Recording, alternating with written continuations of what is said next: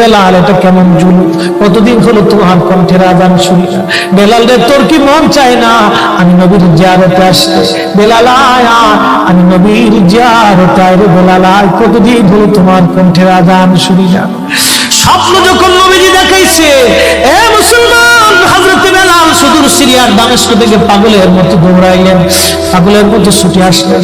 যখন মদিনাতে আসলেন তখন তাহাজ্জুদের সময় চলতেছিল। তাহাজ্জুদের সময় চলার সময় হযরত বেলাল রাদিয়াল্লাহু আনহু কাঠের জালি দিয়ে তখন নওজ শরীফ ঘিরে রাখা ছিল। ওই জালির পাশে বসে বসে জালির সঙ্গে মাথা ঠেকাইয়া নবী পাগল বসে বসে গুনগুন গুনগুন করে কাঁদে আর বলে, হুজুর আপনি আসতে বলেছিলেন, গোলাম এসে হাজির হয়েছে।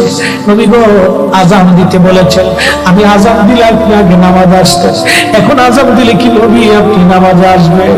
হুজুর এখন আযান দিলে কি আপনি নবী নামাজে আসবেন? নতুন